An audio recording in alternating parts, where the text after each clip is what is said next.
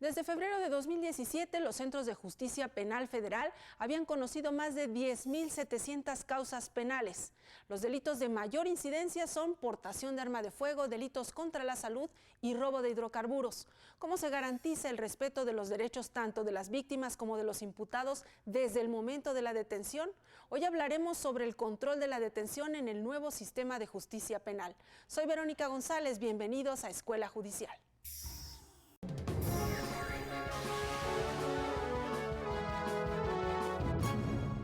Hoy en Escuela Judicial nos acompaña el juez de distrito Faustino Gutiérrez Pérez. Él es titular del Juzgado Octavo de Distrito en el estado de Tamaulipas. Él inició su carrera judicial como oficial judicial, fue actuario, secretario de juzgado y también secretario en tribunal allá en el estado de Jalisco, actualmente juez allá en el estado de Tamaulipas. Bienvenido, juez.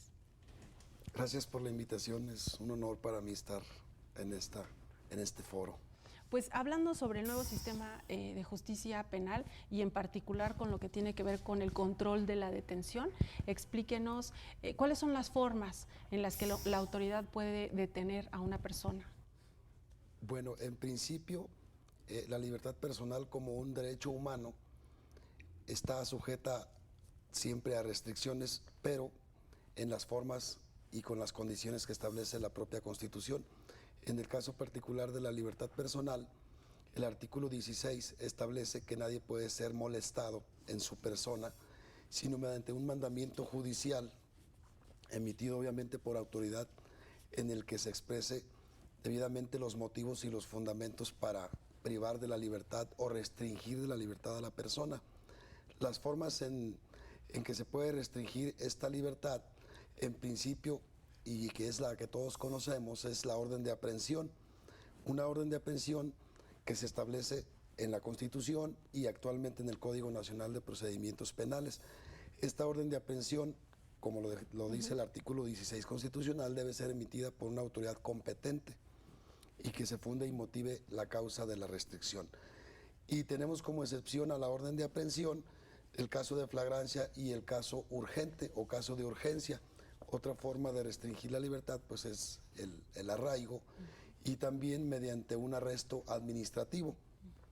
Pero ¿cómo es esta forma de restringir la libertad en el actual sistema? Bueno, el Código Nacional de Procedimientos Penales en los artículos 146 y 150 establecen precisamente las condiciones para restringir la libertad de esa persona. Juez, en el caso de una orden de aprehensión, pues nos queda claro, la autoridad tiene que llegar con esta orden judicial, ¿no? Pero en el caso de las excepciones, explíquenos cómo se da estas excepciones para la detención de una persona. Bueno, las excepciones para privar de la libertad a una persona, el mismo Código Nacional establece cuáles son esas excepciones. Son dos, básicamente, que es el caso de flagrancia del artículo 146 y el caso urgente del artículo 150. En el caso de la flagrancia, pues es cuando la persona es detenida en el momento mismo de estar cometiendo el delito. Y creo que no hay mayor explicación. Cualquier persona inclusive puede hacer la detención de la persona. Aunque no sea policía, ¿verdad? Así es, aunque no sea policía, siempre y cuando la ponga en inmediata disposición de la autoridad competente. Y en el caso urgente, pues el caso urgente es también una excepción a esa orden de aprehensión, y el caso urgente es aquel en el que por las condiciones de la hora o por las condiciones del caso mismo no es posible llevar a la persona inmediatamente ante la autoridad competente, que en este caso sería el Ministerio Público. Entonces lo que hacen los aprehensores es privar de la libertad a la persona de momento. ¿Por qué? Porque se trata de un delito que tiene contemplada prisión preventiva oficiosa, o bien que se trate de un delito cuya pena media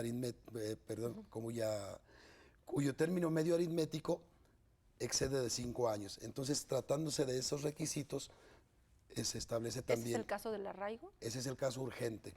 Y en el caso del arraigo, que está prácticamente en desuso, en el caso del arraigo se privaba a la persona para que el Ministerio Público investigara. Entonces, lo que ya en el actual sistema ya no sucede así, porque ahora se presenta o se conduce al imputado ante el juez y el mismo juez de control autoriza al Ministerio Público una investigación que es complementaria, se le llama complementaria porque ya es cuando ya está el imputado ante el juez de control y el Ministerio Público le dice, te solicito una investigación complementaria, esto es, ya está autorizado por el juez ese complementario, lo que no sucedía con el arraigo, porque en el arraigo no había esa investigación previa. ¿Y no había esa intervención del juez? Sí hay intervención del juez, porque la orden de arraigo se tenía que pedir a un juez. El juez la autorizaba y el Ministerio Público investigaba. Ahora también es más o menos para esos fines, pero ahora ya hubo una investigación previa para conducir al imputado ante el juez de control. En el caso del arresto administrativo, pues en el caso del arresto administrativo también es una restricción de la libertad, pero deriva pues comúnmente de juicios civiles, administrativos, cuando la persona no cumple un mandato de la autoridad, que es un medio de apremio que el juez tiene a su alcance para hacer cumplir sus determinaciones. Bien, ya tenemos ahora este contexto sobre las formas en que se puede privar de la libertad a una persona, ¿no?, a través de esta detención. Vamos a hacer una pausa y de regreso nos explica qué medios legales tiene, por ejemplo, el imputado, ¿no?, para poder impugnar esta detención si es que no se da cumpliendo todas las especificaciones de la ley. Vamos a la pausa y regresamos con ese tema. Estamos en la Escuela Judicial. No se vaya, regresamos con más. Regresamos.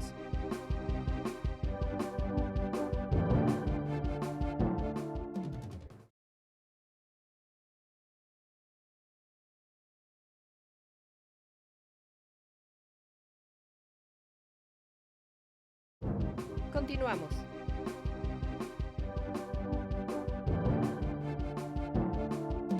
Ya estamos de vuelta, es momento de echar un vistazo a las actividades académicas de la Escuela Judicial y regresamos con nuestra charla, esta entrevista con el juez Faustino Gutiérrez Pérez.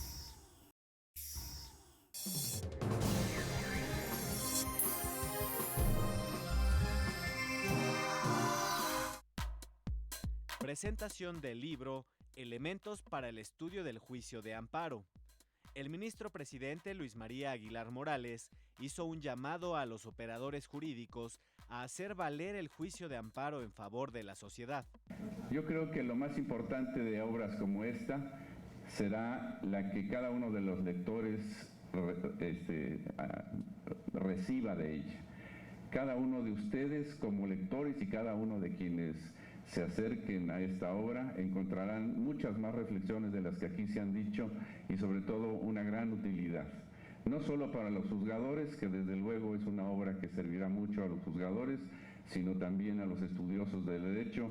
La obra, coordinada por el consejero José Guadalupe Tafoya Hernández, es una compilación de documentos elaborados por 7 ministros que integran actualmente el Pleno de la Suprema Corte y 2 ministros en retiro. Además, exponen sus puntos de vista consejeros de la Judicatura Federal, jueces y magistrados. El ministro presidente apoyó de manera decidida la idea de hacer esta obra, si no para sustituir totalmente el manual, sí para convertirse en el texto complementario que aborde todos los temas de la actualización legislativa y constitucional.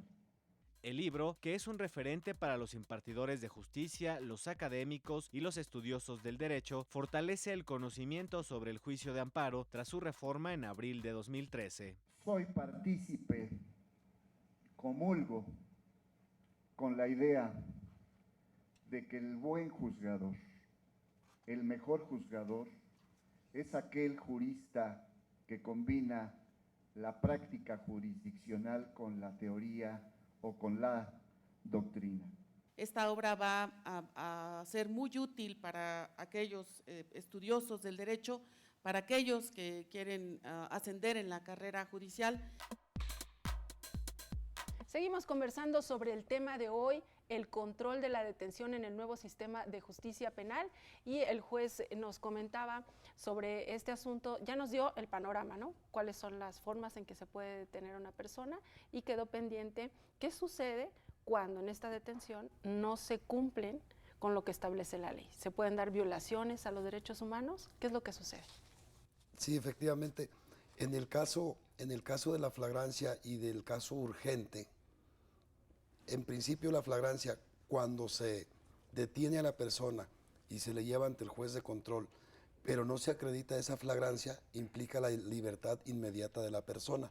¿Por qué? Porque la parte acusadora, que es el Ministerio Público, no demostró esa flagrancia, esa excepción, y por lo tanto el juez de control tiene la obligación de decretar en ese momento la libertad inmediata. Y en el caso urgente lo mismo, si no se dan las condiciones para tratarse de un tema urgente, también el juez inmediatamente decreta la libertad de la persona. Caso contrario, cuando se reúnen los requisitos, entonces el representante social le solicita al juez, como cumplí con los requisitos, te estoy demostrando que sí hubo flagrancia, te estoy demostrando que sí es un caso urgente, entonces el Ministerio Público le solicita al juez que califique esa detención de legal. Porque de lo contrario, pues obviamente es una detención ilegal que implica libertad personal, la libertad personal del imputado. ¿Qué sucede en los casos donde se argumenta que hubo tortura, por ejemplo, al detener a la persona? O que, no sé, lo retuvieron demasiado tiempo para ponerlo a disposición del Ministerio Público. Bueno, son dos casos diferentes. Dos casos diferentes y dos casos que desafortunadamente en el caso de la tortura se presenta, y en el de la puesta con demora a disposición pues también es muy recurrente. ¿Qué pasa en estos casos? Bueno, en el caso de la tortura, cuando se acredita que la persona privada de la libertad es torturada, no necesariamente implica libertad. ¿Por qué? Porque esa tortura se da posterior a la detención. Esto es, puede ser que la detención sea legal, la persona es torturada, pero no necesariamente implica la libertad, sino que implica que el funcionario que lo torturó sea sujeto a una investigación para establecer la responsabilidad y hasta qué alcance fue esa consecuencia, lo que implica que queden insubsistentes las declaraciones que se hayan obtenido de esa tortura. Y en el otro caso, en el caso de la puesta a disposición en tiempo excedido al que establece el artículo 16 constitucional, igualmente no necesariamente implica libertad para la persona. La puesta con demora a disposición implica también que los agentes apreensores privaron de la libertad a la persona, ya sea con motivo de una orden de aprehensión, en flagrancia o caso urgente, pero no la ponen a disposición inmediata como lo establece la legislación, sino que lo ponen con demora. Entonces, todas las pruebas que se obtienen en ese ínter, pues son pruebas ilícitas. Obviamente, pruebas ilícitas o datos de prueba ilícitos que el juez de control debe analizar, y en caso de que se demuestre que efectivamente se obtuvieron pruebas en ese lapso, pues estas pruebas deben excluirse. Pero es muy interesante que nos precise esto, porque a veces, por ejemplo, en el caso de tortura, uno podría entender en automático, pues ya se va, porque lo torturaron, que lo dejen libre. Y no es así. No es así. ¿Por qué? Porque la tortura es posterior a la detención. Una cosa es la detención de la persona y otra cosa es la tortura, que generalmente se obtiene, pues obviamente una vez detenida la persona. ¿Qué pasa ahí? Ahí, si se tortura a la persona para obtener más datos de prueba, que se denominan ahora con el nuevo sistema, pues esos datos de prueba se obtuvieron de manera ilícita. ¿Qué significa de manera ilícita? Que no se pueden convalidar. No es lo mismo hablar de un dato de prueba ilícito que de un dato de prueba ilegal. Porque si es ilegal, puede subsanarse. ¿Por qué es ilegal? Porque a lo mejor no se cumplió con alguna formalidad, pero en el caso de la prueba... tiene valor aún. Una vez que se convalida, si tiene valor, el propio Código Nacional establece cuando una prueba o un dato de prueba se puede convalidar. Se subsana, en pocas palabras, así es. Y en el caso contrario, cuando a través de la puesta a disposición con retardo, por decirlo de alguna manera, o tiempo excesivo al que establece el artículo 16 constitucional, que son 48 horas, pues también los datos de prueba y las pruebas que se obtienen se excluyen. ¿Por qué se excluyen? Porque son ilícitas. ¿Qué sucede cuando se da ya, el juez determina si es legal la detención o no? En ese momento, si no está de acuerdo el imputado con esa resolución del juez, ¿tiene como algún recurso o alguna vía legal como para impugnar eso? Como para decir, no estoy de acuerdo en que que el imputado diga, yo creo que fue ilegal mi detención? Bueno, en el momento en que es puesto a disposición del juez de control, el juez de control es quien va a analizar esa detención y el juez es el que va a determinar si se cumplieron o no los requisitos para privarla de su libertad. Esto es oficioso por parte del juez analizar esa detención. Si el juez de control no lo hace, lo puede hacer un juez de distrito vía amparo, cuando conoce del auto que en su caso hubiese vinculado al procesado. Esto es, lo vincula al proceso y como medida cautelar lo priva de su libertad. Entonces, vía amparo, el juez de distrito analiza las actuaciones del juez de control y puede establecer vía amparo y decirle, oye juez de control, te equivocaste, aquí la detención no es legal, y le expone los motivos por qué no fue legal esa detención. ¿Y ahí cuál resolución se adoptaría ya en el amparo? Bueno, en el amparo puede suceder que se ordene nuevamente el análisis de la detención y establecer si fue ilegal el motivo, si no se acreditó la flagrancia y fue consignado o puesto ante el juez por una flagrancia que no se acreditó, implica la libertad. Si no es un caso urgente tampoco y se llevó a la persona bajo el argumento de que se trataba de un caso urgente, pues tampoco ahí podrá seguir privado de su libertad, sino que implica libertad inmediata. Y en el caso de que se trate de dato de prueba o prueba ilícita, ahí se ordena reponer el procedimiento y se le dice al juez, a ver, voy a reponerte el procedimiento a partir de la detención, pero ¿sabes qué? Me vas a excluir todo esto que fue obtenido con posterioridad. Y ya no se toma en cuenta. Se vuelve a emitir una resolución, pero ya sin tomar en cuenta esos datos de prueba o esas pruebas. Pues vamos a hacer una pausa para que de regreso nos siga explicando este tema que resulta de gran interés y sobre todo para las personas que no somos especialistas, no somos abogados, pero que en estos casos, ¿cómo afecta, ¿no? ¿Cuáles son los efectos de reponer el procedimiento? Si se pierden algunas pruebas, ¿no? O si ya se excluyen, entonces, ¿qué es lo que se va a resolver? Vamos a la pausa y nos comenta de regreso sobre esto. Claro que sí. Vamos a la pausa y de regreso también tenemos la agenda de la Escuela Judicial, así que no se vaya, regresamos con más. Regresamos.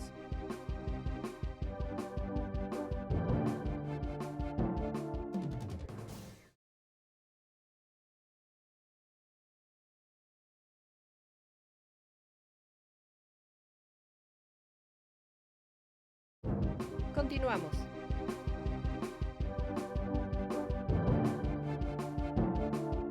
Veamos ahora qué eventos tiene programados para los siguientes días el Instituto de la Judicatura Federal y regresamos con las conclusiones de nuestra entrevista.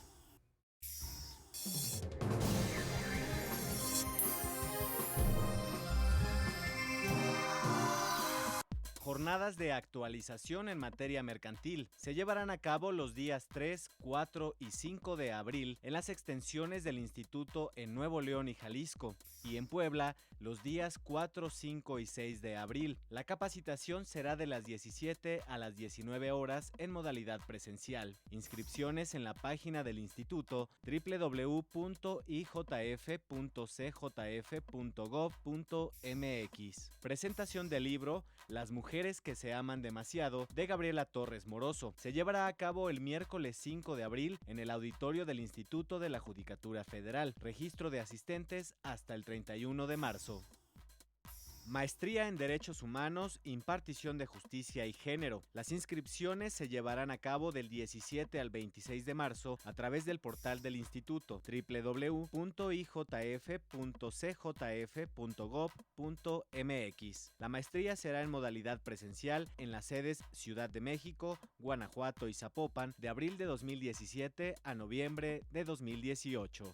Ya estamos en la parte final del programa conversando con el juez Faustino Gutiérrez Pérez. ¿Y cuáles serían entonces, juez, los efectos de reponer el procedimiento en los casos que ya nos comentaba? Bueno, en los casos de la reposición del procedimiento, el procedimiento bien puede detectarlo el juez mismo de control o en el juicio ya hablando del juicio en sí mismo, la audiencia intermedia o bien en el juicio oral, o a través de un amparo que se promueva en contra de alguno de los actos en los que proceda. ¿Qué pasa si se ordena reponer el procedimiento, por ejemplo, cuando se consignó, decíamos, por flagrancia y no se acreditó, bueno, el efecto de reponer el procedimiento es para que se decrete la inmediata libertad del procesado. Ese sería el primer caso. En el caso urgente, tiene la misma consecuencia. No se acreditan las condiciones, entonces se repone el procedimiento porque no se acreditó el caso urgente y esto implica y tiene como consecuencia jurídica la puesta en inmediata libertad.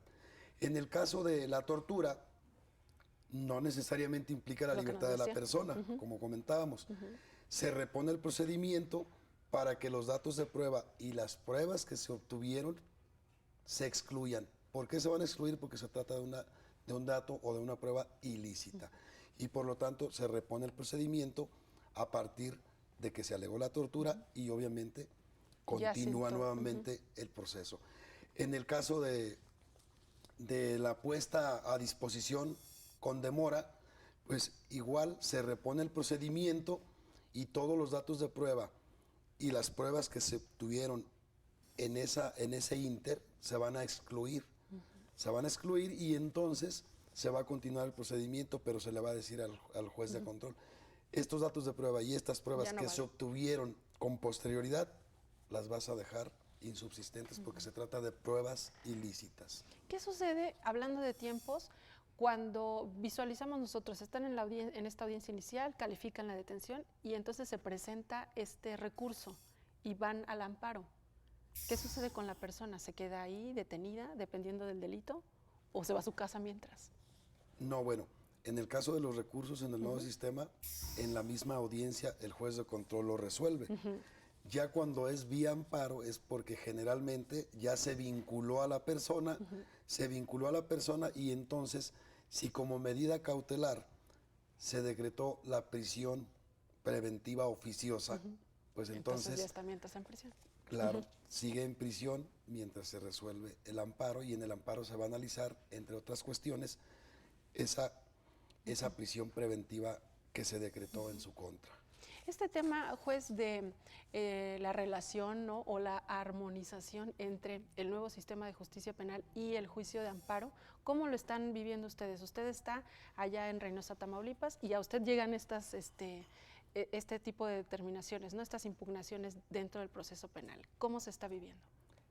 Bueno, como se trata de un sistema, a pesar de que ya tenemos, pues desde junio de 2016 que entró el nuevo sistema, de hecho en Tamaulipas fue uno de los estados, de los últimos estados en implementar. Claro, porque fue por etapas, ¿no? Así es.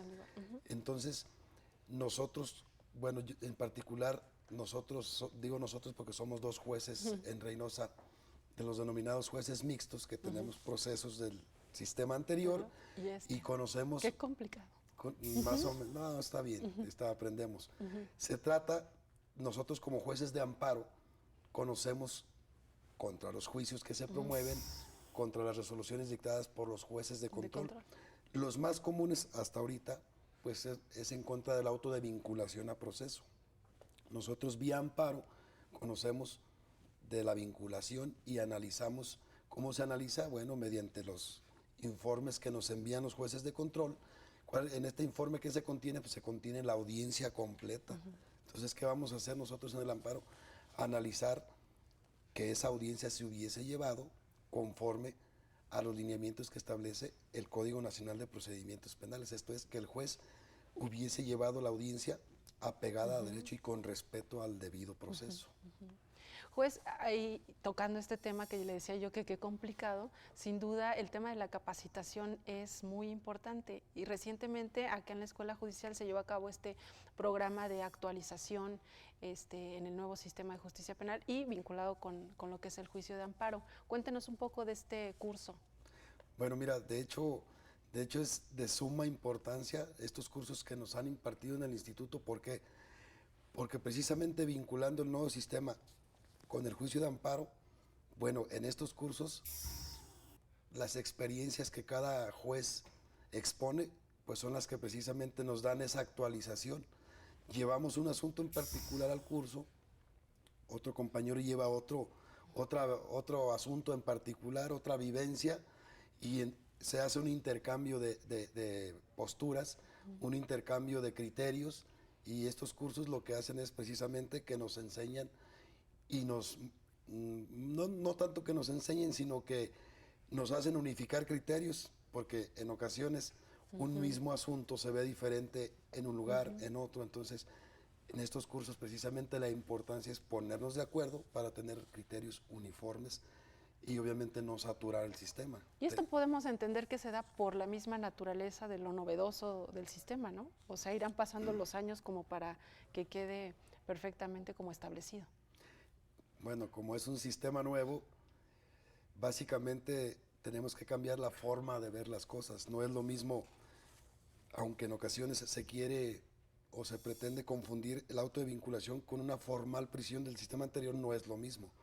Una orden de aprehensión del sistema anterior no es lo mismo que una orden de aprehensión del sistema actual.